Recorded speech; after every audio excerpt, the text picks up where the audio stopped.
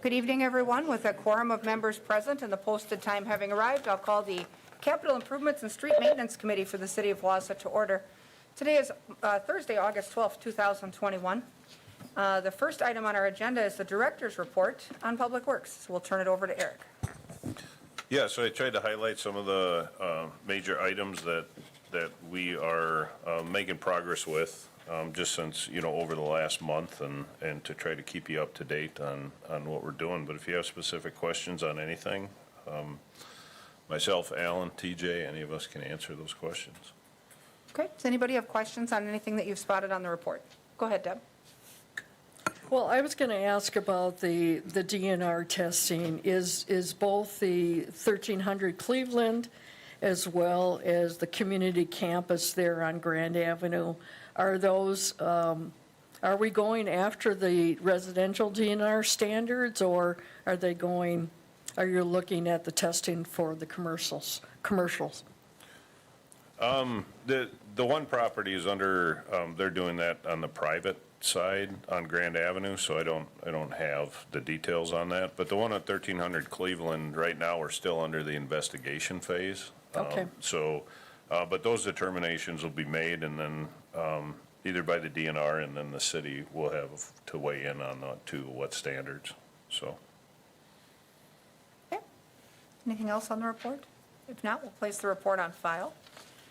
Item number 2 is the consent agenda. We have 4 items. We have the approval of the minutes of our July 8th, 2021 meeting, action on a final resolution to levy special assessments for the 2021 street construction projects, action on stormwater maintenance agreement with Aspirus at 716 North 3rd Street, and action on a utility easement on the airport property for WPS and Charter. Do we have a motion to approve the consent agenda? Motion by Larson. Is there a second? Second by Ryan. Discussion? Seeing none. Members in favor signify by saying aye. Aye. Opposed? None are opposed, so all 4 of those items are approved.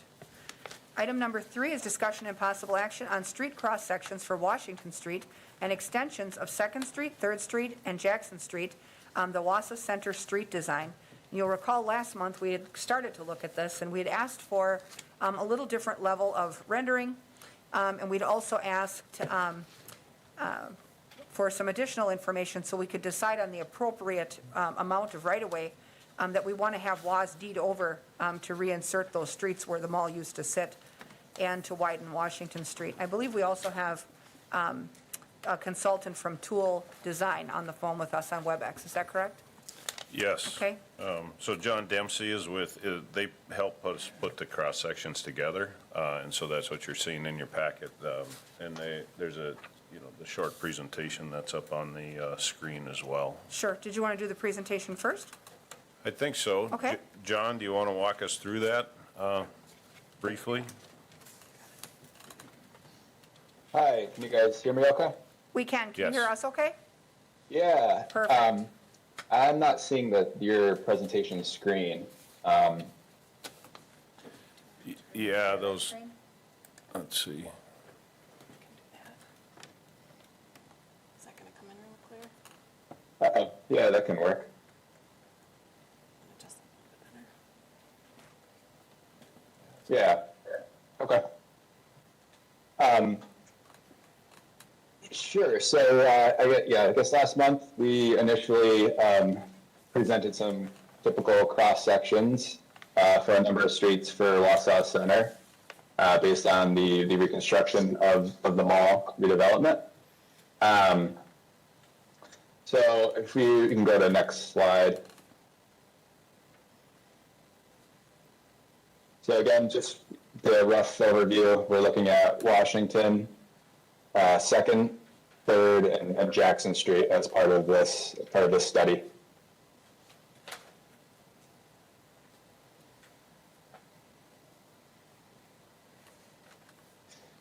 And to take, I guess, kind of take a step back to, and provide a little context, I think there's a real benefit and an opportunity to kind of explore the streets in a pedestrian and holistic manner. Historically, streets really support a range of transportation functions, access, and the public domain, civic functions, and truly they have evolved over time. Typically streets allow for mobility that range from, walking, biking, transit, and personal vehicles. They also provide on-street parking, loading of goods and services and streetcar, and then obviously delivery for necessary for buildings and designated kind of loading and curb space. Next slide. So, I think it's been a goal of WAS, and I think the city of Wausau too, just to hit home that Wausau has the opportunity to maintain the best small city in America. Next slide. And we feel, with some of these initial conceptual ideas and typical cross sections, it has the opportunity to really thrive in this manner. So, we took initial stab at a curbless street. So essentially removing the curb from the majority of the roadway, and this would really kind of provide a holistic design and activity for the public realm, building face to building face. There would be need for curbing in certain areas, to kind of control everyone's streets, parking maneuvers, or especially at the corners potentially. But at the end of the day, flush streets really function and operate similar to curb streets, but they provide a greater flexibility on how you can use the right-of-way. They'll have designated zones, so pedestrians will walk here and people will drive cars here. And then you have also this opportunity for a furnishing space that can be maximized for green stormwater infrastructure, cafe seating, retail split out. It's really what we call a flexible space. So I think that's been provided also in our typical sections. Next slide. The next several slides are really just kind of precedent imagery about why we feel like this potential design would be a nice fit in downtown Wausau. The first couple images are typical images of a flush street condition and kind of like what they could potentially provide.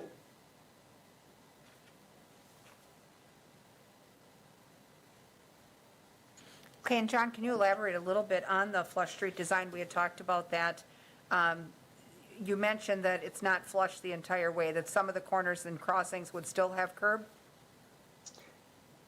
Yeah, and again, I think this is potentially, will reveal itself in the details as we move along further in the design process. Mm-hmm. I'm specifically not using a curbless street to kind of identify it. We like to use the word flush because there will potentially be some locations where curb makes sense.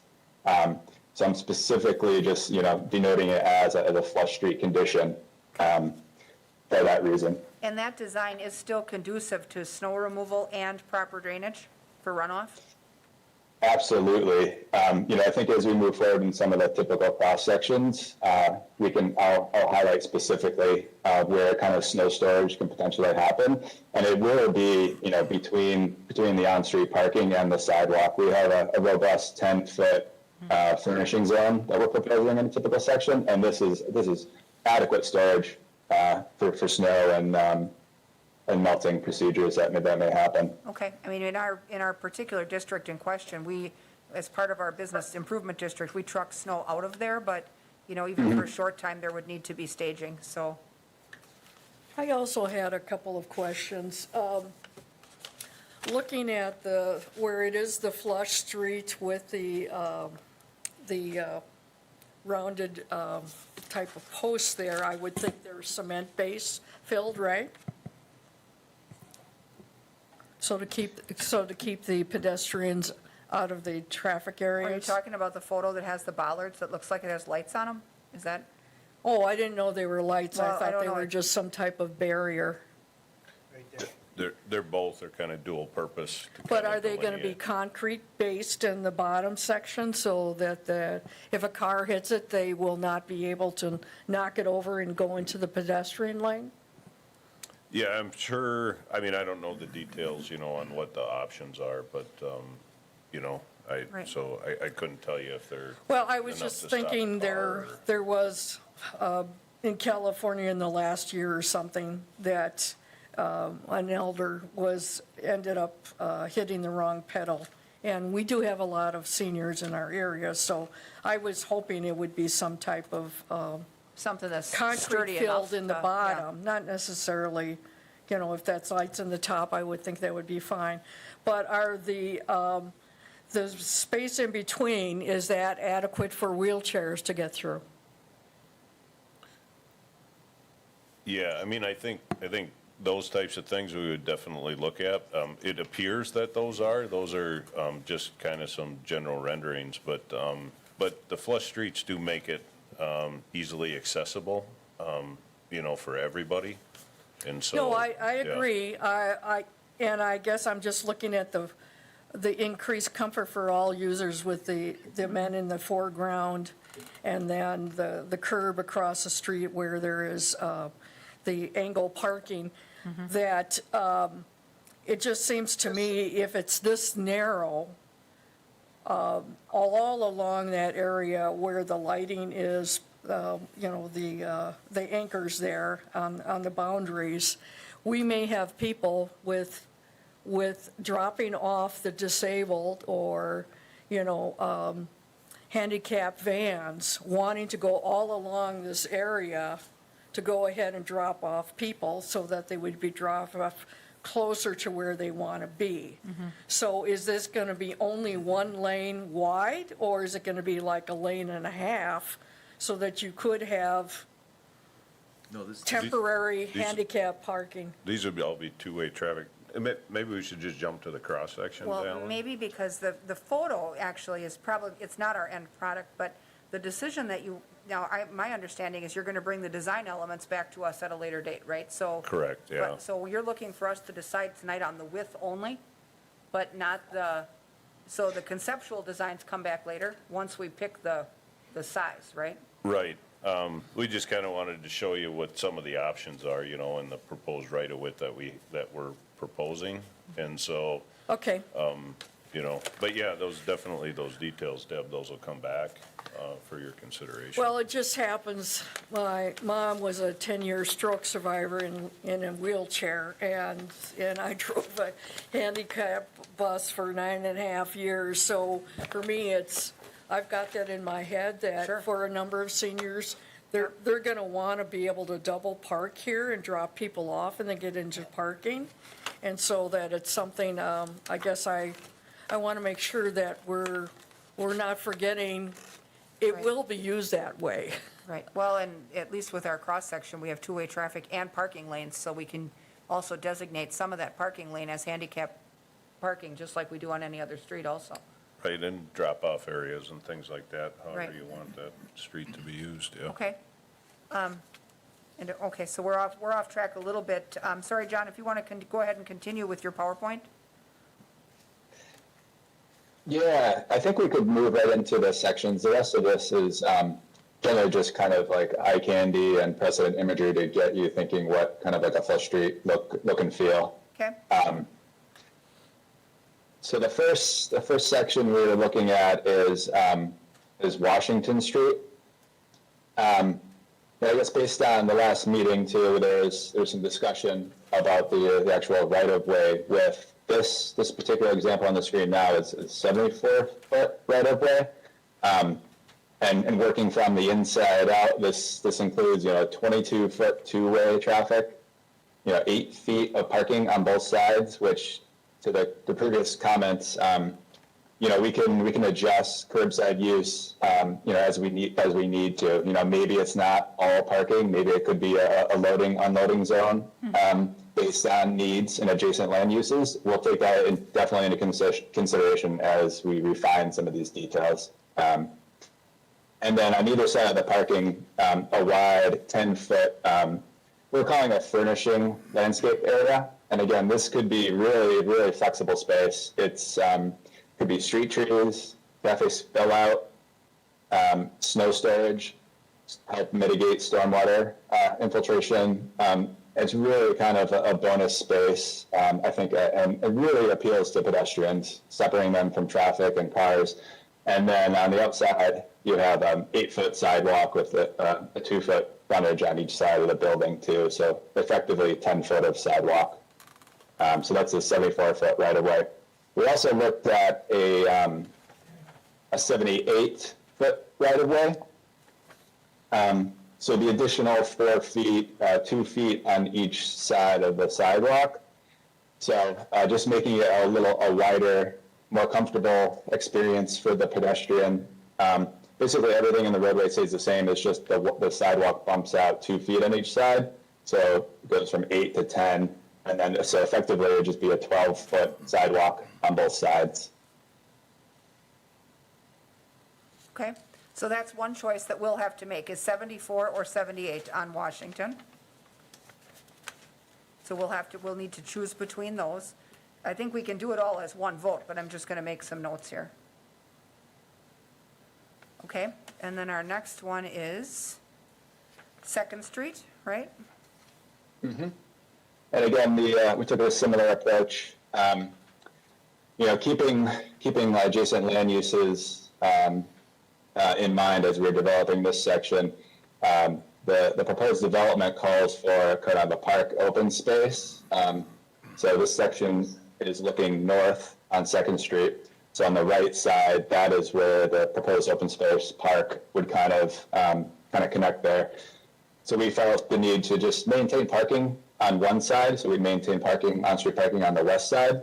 And then again, just bump out that furnishing zone to make that connection to that open space, and while almost having the park spill out into the sidewalk, making that kind of like connection for pedestrians. So that bumps out to 18 feet wide for the furnishing area when we remove on-street parking there. And everything else kind of remains the same. We have 8-foot sidewalk and 8-foot parking on that one side. Okay. I guess I have another question. Go ahead, Beth. For looking at the 2nd Street 74-foot row, like my mom's Ford van, Econoline van, the exit and entrance was double doors that open on the side, on the passenger side. So say if it's 8 feet and then you're having those light anchors, posts, it could, are you going to be able to line up, I guess, the paved and striped spots so that people could have a designated way to actually be able to enter and exit for their handicapped vehicles, so that they're not going to run into a post in the middle? Okay, so, I think where we're at is, with either the 74 or the 78, none of the amenities are laid out, so you have the entire width to work with. So if we have a spot where we wanted like a drop-off and pickup zone, or we wanted, a different use, like some you want tables and some you don't, or some you wanted a bike rack and some you don't, I think we can tailor all of that here once we pick the width, right? So, because we don't have to have these light bollard things at all, or we don't have to have them throughout. If you're- Right, and I think, Deb, so like if we do designate handicap spots like along this stretch, then there have to be accessibility requirements clear, that we, right, that and clearance. clear. Yeah. Yep. So, I guess I just worry that because if it's going to be available, and if there's not enough handicapped, that we're going to probably have quite a few people that are wanting to park their handicapped in these areas. And so that you may want to think of that as an option, so that it doesn't become a barrier or a post right in the middle of where the handicapped, lift will be coming out, and then they can't get out. Sure, definitely.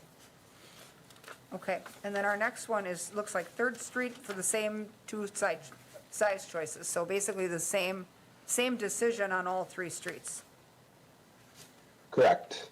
Well, all four streets, actually. Jackson is the same thing too, right? So, So, yeah, Second, Third, and Jackson just are providing parking on one side of the street and then kind of maximizing the opposite side with that wide furnishing zone. okay.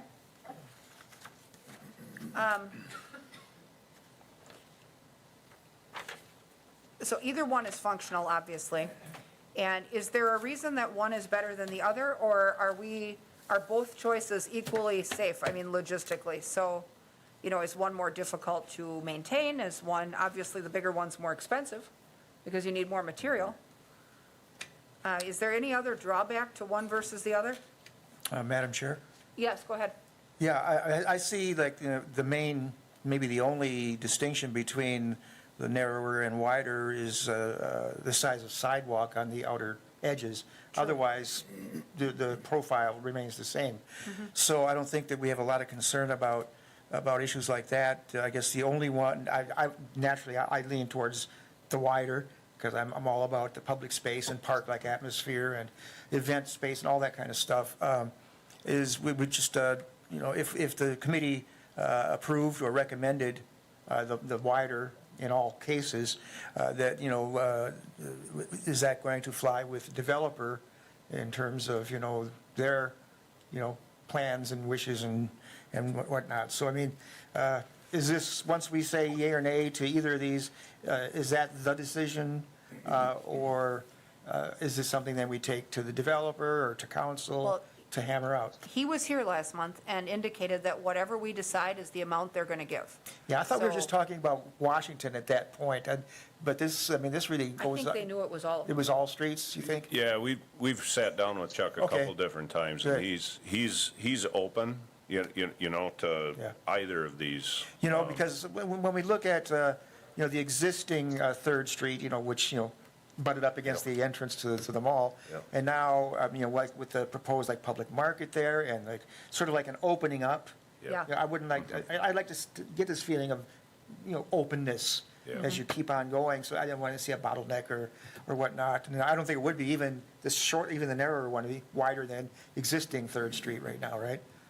Oh, yes. Yeah, so, Yep. so I mean, they're both good. I don't see any, if there's no reason, you know, specifically that we, you know, should go with the narrower, which I don't really see one, I would just go across the board and campaign for the wider. 78. I was leaning that way myself, only because I think when you have a little more right-of-way, even if it's only 4 feet, you have a little more leeway if you need to change something. So if you need to add extra handicap parking stalls, or you need to add extra 15-minute stalls, or you need to adjust, like where, you know, a new business comes and they need tables in a different spot where the other one didn't. I think we have a little more landmass to work with to make, a little more versatility if we plan ahead versus if you are, you know, confined to the 74 and then you come back later and wished you had a little more land. So maybe it's a safer choice for us to make it, to pick that larger option. I agree. I do think we should plan on larger because when you look at Third Street, it's so narrow. I think this new area is going to bring maybe triple the traffic because of it being available. Yes. And, I mean, I have no idea the size of a semi and that, but, you know, from what Chuck was saying, there is no area underneath the underground parking in the buildings for those that are, you know, making deliveries or moving vans. So I just want to make sure that you're talking about 8 feet wide should suffice from car to big Truck to semi and trailer. Bus or whatever, yeah. Yeah. Lou, go ahead. Thank you, Madam Chair. Then is it appropriate to make a motion that we go with the larger 78-foot design? Yes, if you want to move that we recommend the 78-foot design on all 4 streets. Correct. Okay. Is there a second for Lou's motion? Second by Wadinsky. Further discussion? Members in favor signify by saying aye. Aye. Aye. Opposed? None are opposed. 78 feet it is. Anything else that we need to cover on this, guys? I don't think so. Thanks a lot, John. Okay, thank you. I appreciate you being here. Thanks, John, that was Yeah. very helpful. Thank you, guys. Bye. Okay, that brings us to item number 4, discussion and possible action on permanent parking restrictions on the 300 block of 3rd Street for the valet parking program. And you'll recall, we tried valet parking on 3rd Street as a trial when Chow went in, and a number of the businesses were using it and sharing it, and then COVID hit, so we didn't feel like we had enough time and enough real customer volume to gauge whether or not it was working.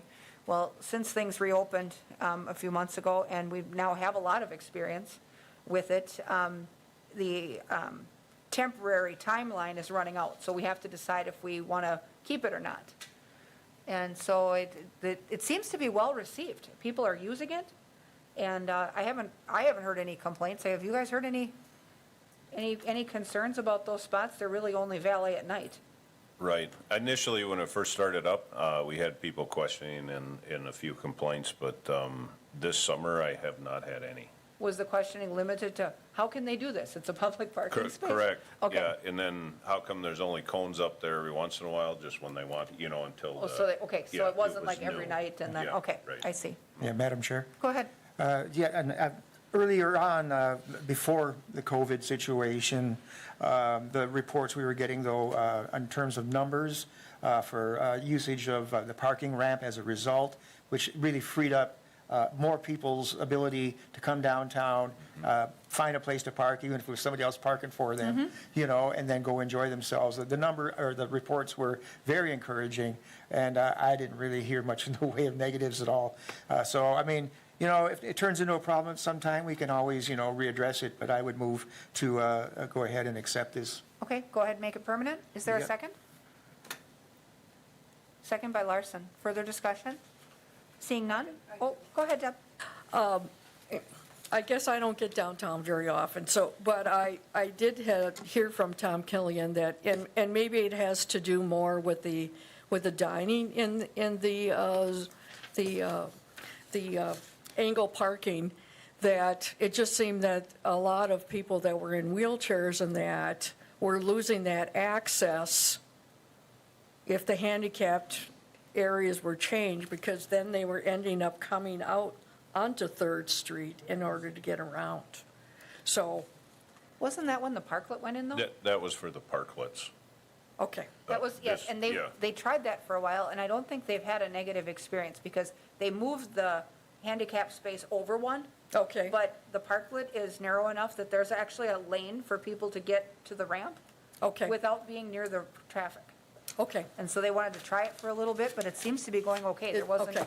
Tyler said there hasn't been any conflict near it, so, all right. okay. So we have a motion and a second then to make the valet parking permanent. Any further questions or discussion? If not, members in favor signify by saying aye. Aye. Opposed? None are opposed. Valet parking continues.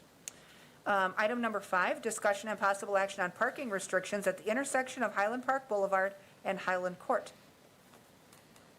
And we'll turn that over to Alan. So, engineering was contacted by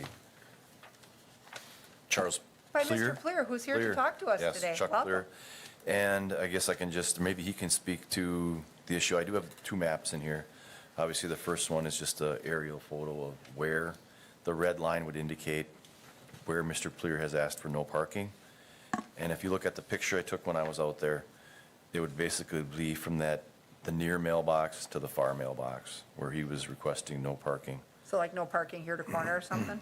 They have no parking between signs or here to Okay, driveway sure. or whatever, what Mr. Clear had indicated. And maybe he can just say it in his own words. Yeah, well, first of all, thank you for hearing about my problem. It really is a problem for my neighbors as well, and none of them are here, so they didn't ask me to speak for them, however, I'm only speaking for myself. But for those of you that have never been up in the Highland Park area, it's a beautiful old neighborhood with boulevards. It's just really nice, and the houses are far apart. And the one chronic thing that we have since the streets were redone, I don't know what it is now, maybe 10 or 12 years ago, is that the parking is always a problem. The streets are basically one-way streets with a boulevard in the middle, and they're slightly over 16 feet wide. They allow one driving lane, either up or down the hill, depending on what side you're on, and one parking spot. So in a 16-foot space, that's how Highland Park works. So when the big vehicles come up there, grass cutters, UPS, FedEx, garbage trucks, it's constantly people are driving on the boulevard with a couple tires to get by a parked vehicle. So that's on Highland Park Boulevard. Highland Court is even worse. I only have 3 copies of these pictures. And I guess I need to keep one to talk intelligently to you. Are they the same ones? We have a couple. No, these are actually, sorry if I broke. Yeah, come on up. These actually, those, yeah, the trees are actually blocking the road. Okay. It's an aerial shot, can't really. We can share one. Take one, yep, give everybody one. Is this a Frank Lloyd Wright or a Prairie House? I thought Next it's a- door, our neighbor is. Okay, all right. Okay.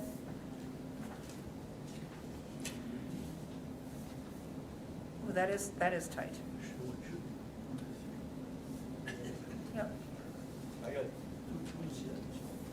Come somewhere here to this here, and then there's This another narrow. mailbox We- down here. That kind of demonstrates. There's another mailbox. This is your street with.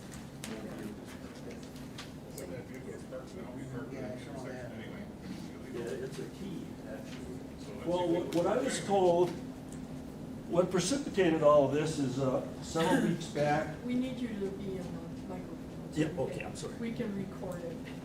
Thank you. This all started several weeks back when an unfortunate garbage truck driver had to make a decision, and he made a poor one. He was trying to get between that pickup truck and those orange flags are my attempt to warn people that there's sprinkler lines there and grass. And before I had those up, he had to make a decision one Thursday morning that he wanted, there are 3 houses down the court side that have only access from Highland Court. So Okay.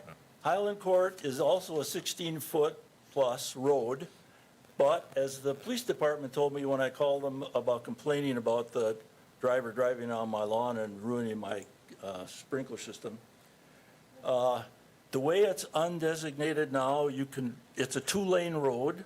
It's also it's in access and egress to 3 of my neighbors. Their only access and egress. And you can park on both sides of the road. That's what the police department told me. So if you have a 16-foot road and 2 6-foot vehicles parked side by side, you have a 5-foot pathway between them. Oh, my goodness. Well, in one of these photos, some of these cars have their right wheels up on the grass already. Well, that's my neighbors. They're trying to help me out and Uh-huh. not have people driving on my lawn all the Oh, time. jeepers. Okay. So the one with the truck on is the one that's the problem. The distance from that bumper of that, and that was, I didn't set this up. This was a guy doing some surveying at one of my neighbor's projects, and that's under 13 feet between the truck and the bump and the curb. And if you visualize on photo number 1, for those of you that have a 1, that's Highland Park Boulevard heading north. And you can see the arrow there that directs traffic to the right, and underneath it, you can't quite read it, it has an arrow to the left, and it has an arrow to the right that says no outlet. So the problem is 13 feet sounds like a lot, but when you're taking a UPS vehicle and trying to make a turn in addition, and I can't say how wide the garbage trucks are, but they're huge. My question is, in the winter, how do we even plow this? I mean, if there's cars parked there, and, in other areas of town, I know that there's, there, in the staff recommendation, there's some discussion about precedent, but Well, in what they other, do, I can tell, Okay. I've lived there now for 34 years, so Yep. What they do is put a lot of the snow on the boulevard. That isn't, it's on photo one, you can see it. And put it up to the middle, okay. Yeah, and they put it up on the boulevard. The boulevards are, of course, are But if the are cars are closed. parked in the street, can they even get up your street with the plow? Or do No. the cars have to be, they can't No. plow you out until everybody leaves? Yeah, no, they can't get up the street.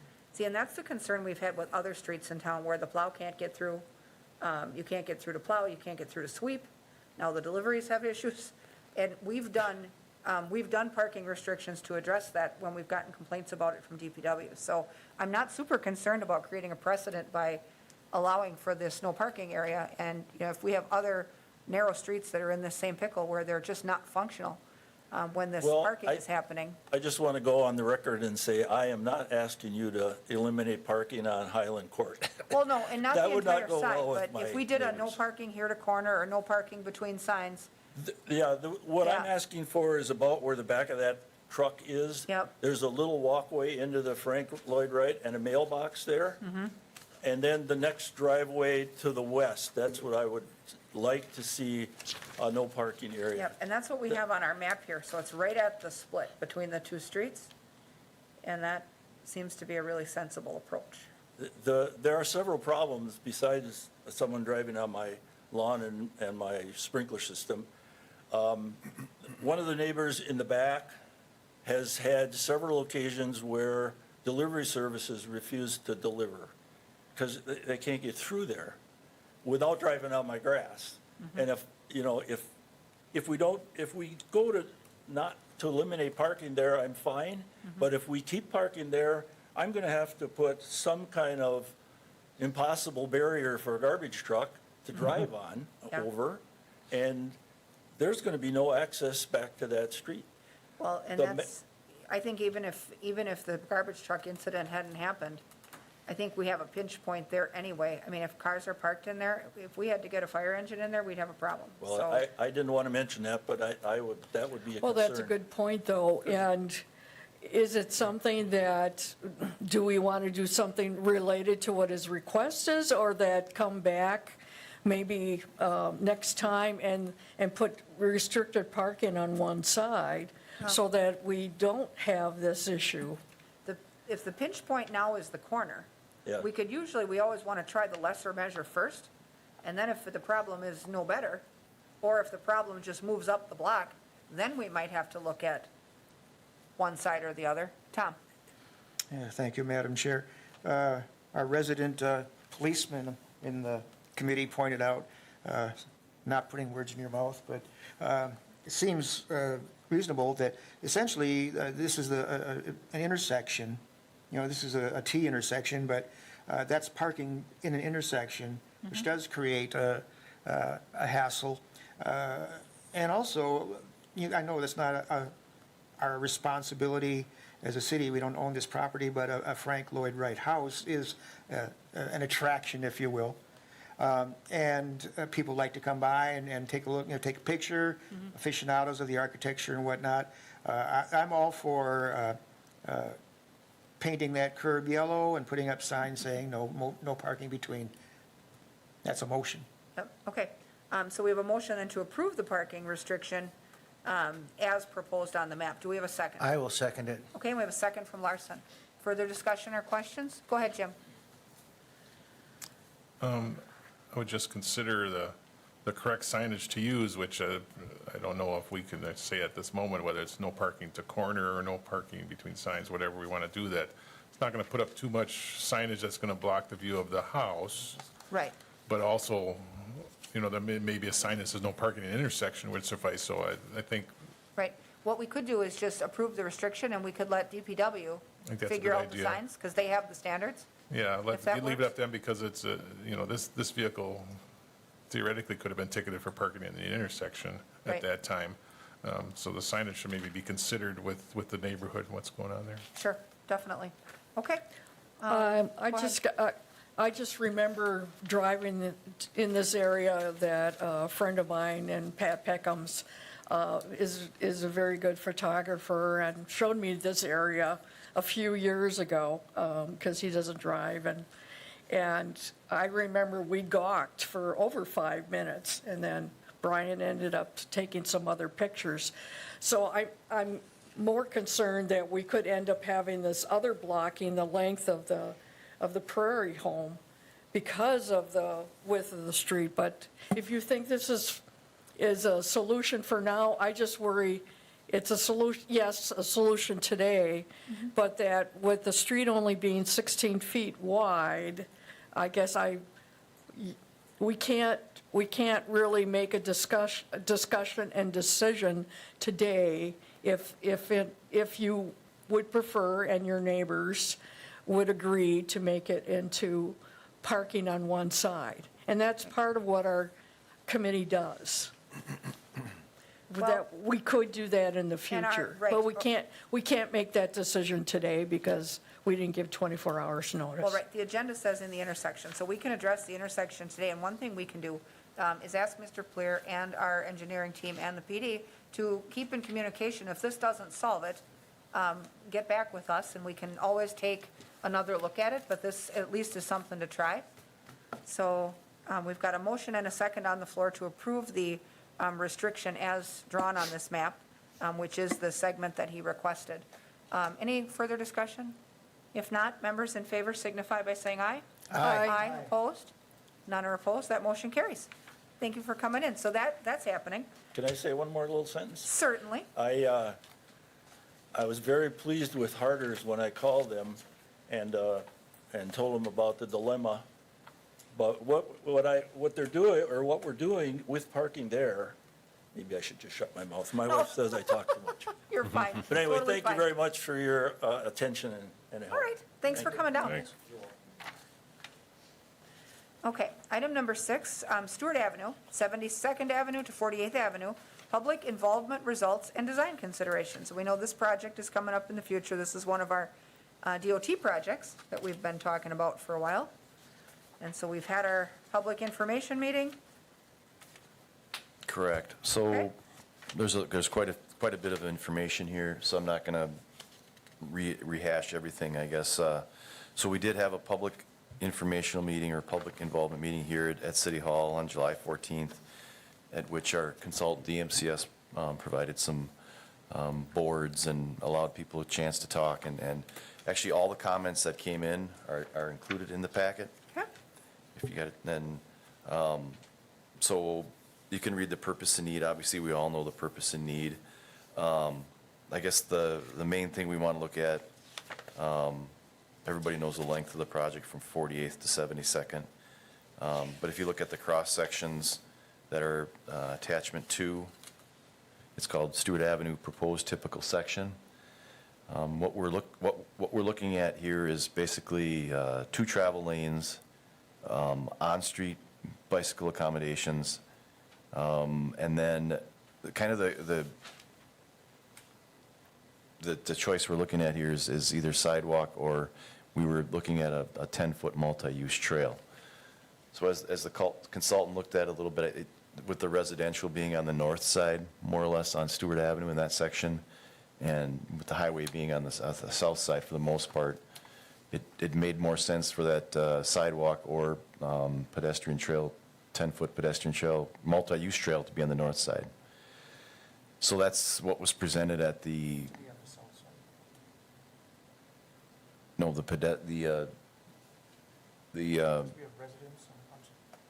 There's residents on the north side of the street, right? So, I mean, we have to, what, well, this Well, would there's not. stuff on both sides. We were only proposing sidewalk or a multi-use trail on one side of the street. And what we're looking at is the north side, because if you look, 48th feeds down from the north, 68th Avenue feeds down from the north. okay. So it made more sense to connect those neighborhoods to the multi-use trail on the north side, in our mind. So we took this to the public informational meeting, and there seemed to be support for the 10-foot multi-use trail. So this also received a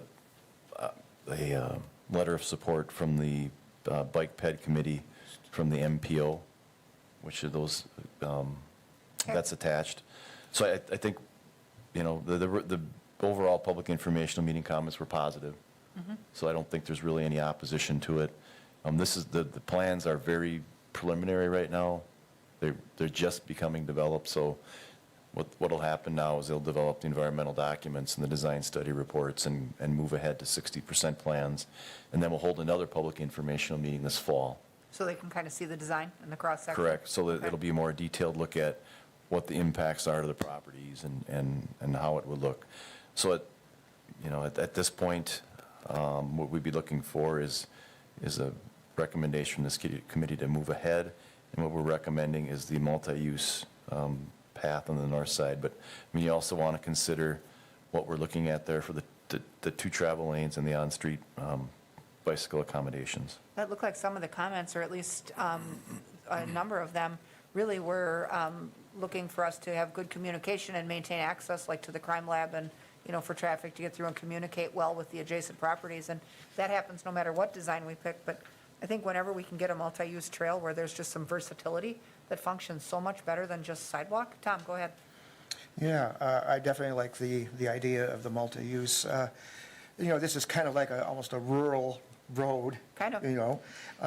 And it's a straight shot, and it gets, traffic gets pretty speedy on that street. There's people are hauling through from 72nd into town or the other direction.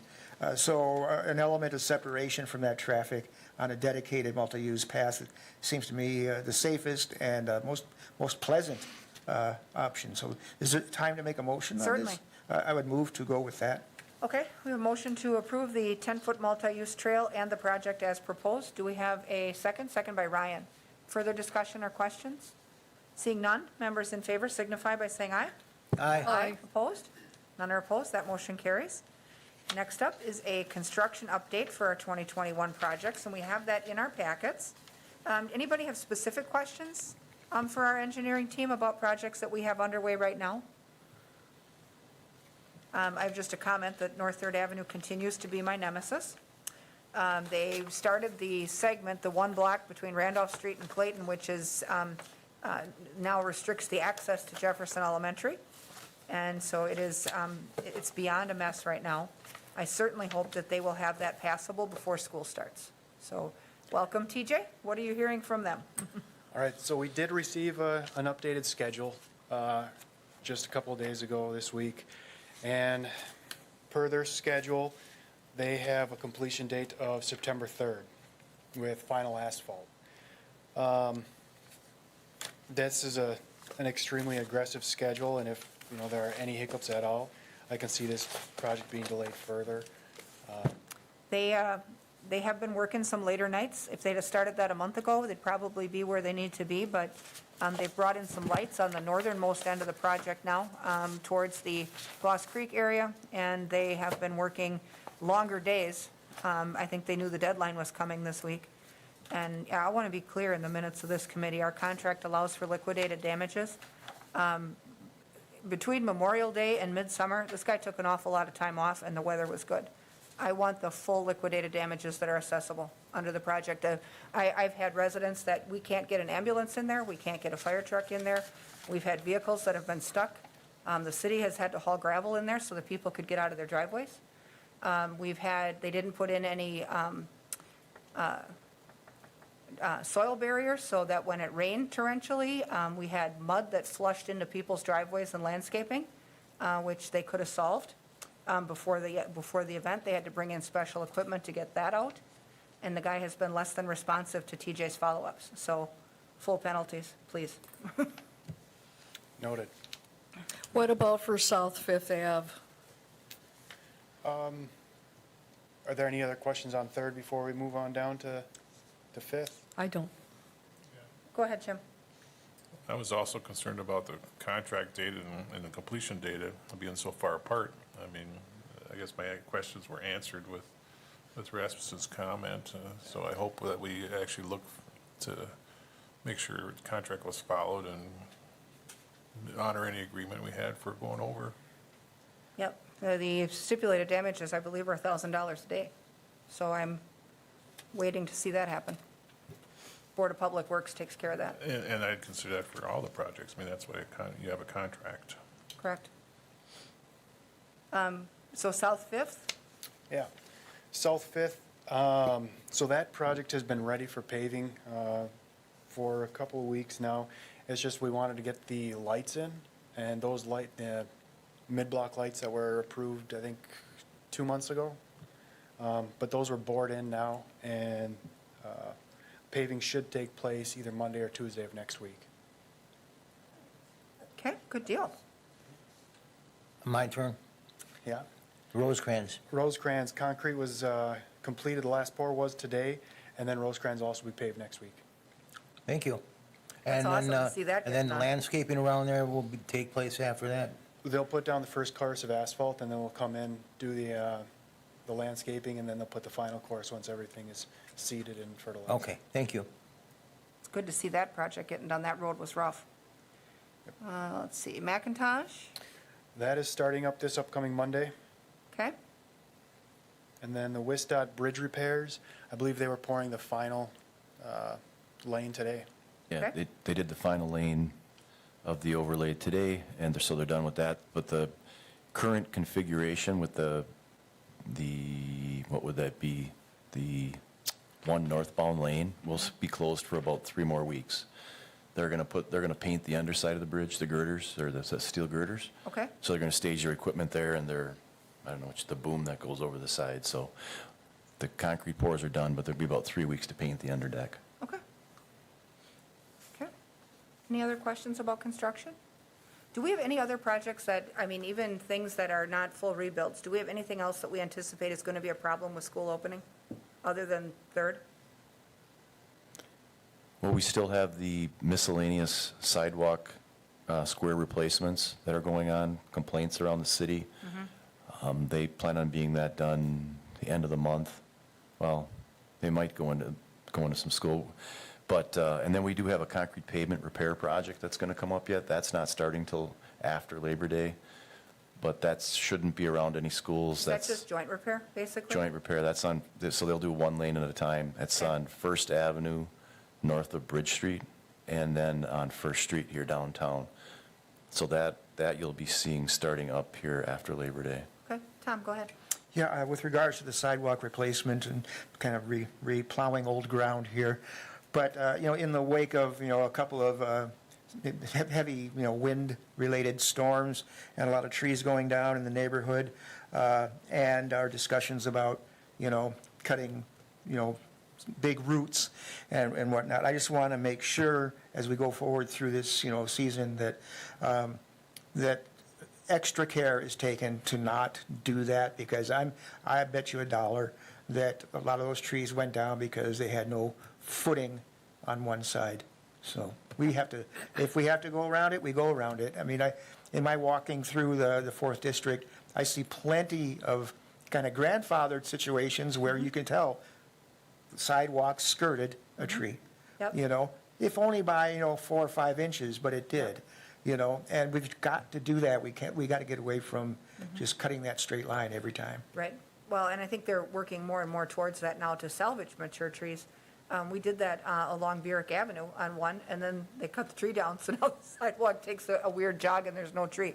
But it certainly is worth repeating that neighborhoods love mature trees, and it makes sense to try to protect them if we can. Also, one thing to note, sort of as a pilot this year, we started putting in tree root barriers along sidewalks where we have proposed tree plantings on our new reconstruction project. So actually, today was the first time that we've done that within the city along 5th Avenue. Oh. They're putting in 14-foot-long barriers that extend 18 feet down right along the sidewalk. So when these trees mature, those roots have to dive down at least 18 inches so they do not heave the sidewalk. That will save us a bunch going forward on square replacements. It should anyway. That's good news. Will we have that on all street trees, even when the park department is doing replacements? And, I mean, as we, This was sort of a pilot just to see how it goes. It was tough sledding at first, just being new. But we plan on doing it for our reconstruction projects. I don't Okay. know where else this would really be applicable. because, when we do just the sidewalk repair where you go into neighborhoods and replace 3 or 4 squares that happen to be heaved and you can see there's mature trees, Yeah. or you can see that, the boulevard trees are obviously the problem, is that an option to put those in there too? Well, and what they're running into the issue today is, where the trees have been removed, we're planning to plant new trees, but these old trees have, large roots, and it's hard to cut through even the trees that have been removed, to cut through those and get these panels Down in along there. the sidewalk. Sure, So you're going to run into the same issue if you have an existing tree there. yeah. Okay. All right, go ahead. Lori reminded me of one more project. We're just going to start to bid it next week, is the 12th Avenue sidewalk project Yep, from Randolph to to Merrill. Merrill? Yep, Yes. excited about that. The Village Co-op is very pleased to see that We- that's coming. So it's bidding relatively pretty late, and we're hopeful to get some bids, but we'll see how that progresses. We ran into some issues just at the intersection of Merrill. The right-of-way gets really tight. There's a sweeping radius on the curb and gutter, and we did not have enough right-of-way to construct a pedestrian handicap ramp. Okay, So we pursued an easement with the abutting landowner, and that did not progress, so, isn't the abutting landowner the village? no, that's Swiderski. Oh, okay, okay. So when we didn't get the easement, what we did is we're going to take the curb out and make the sweeping radius more of a typical city radius to give us more room to build that pedestrian ramp. Sure. So that way we don't need the easement. So we were hoping to get the easement, but that didn't happen, so we had to Okay. move in a different direction. So we're bidding that over the next 3 weeks and Okay. to get it built before winter. Perfect. And that can be built all the way into October if it doesn't snow, right? I mean, as far as pouring and whatnot? Okay, It should go relatively quick. It's just curb and gutter, Yep. excuse me, just Just a little sidewalk. curb and gutter at the intersection, and then the rest is just sidewalk, Good so deal. it's not a huge construction project. okay, perfect. Alan, is there any more overlays planned on any of their streets that we should be informing our neighbors about? Not by a contractor. DPW continues to work on streets, so I do not have that list with me. I know they continue to do some patching, and they are doing some shallow depth overlays is what they're doing.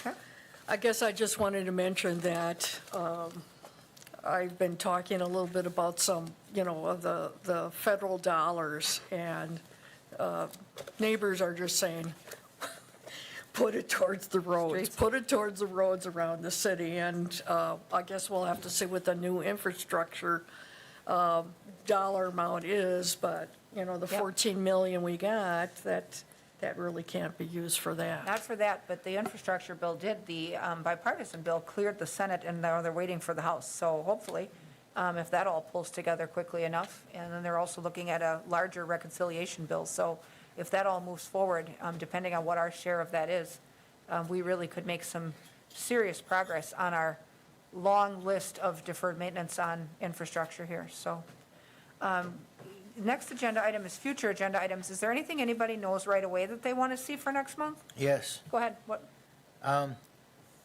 We need to start talking about doing something about the street between Thomas Street from Grand Avenue to Prospect. I thought at first maybe you could probably just cut it up and put some overlay on there, but the street is actually caving in round by the Seymour Street that also is a truck route, and we also have our emergency vehicles coming in and out of that street. And I think that it really deserves our attention. I think we should send our engineering department out there and come back with So with Thomas an from assessment. Grand to Seymour or further? from Grand to Prospect. Grand to Prospect? Yes. Okay. All right. But by Seymour Street is where it's caving in. It's only a block. It's probably 150, 200 yards maybe. I don't know. Can we look at our list of rankings and see if that's coming up anytime soon? Because maybe we need to flip-flop something if we've got like utility issues underneath the fact that it's caving in. It's probably been dug out before can we take a look at that? And I don't know if we need it as a formal agenda item because we can ask you to look at it. And if we need to shuffle the projects, that's an agenda item. If we've got shift our priorities from what we picked for next year. Well, I don't So- see it as, because of its caving there and not, it could propose a hazard to our own $1 million fire trucks, Right, and, true. and do we want that? Do we want to risk that, Right. The 2022 CIP, those streets that we picked survived the CIP process. Obviously, CIP doesn't rank and score streets.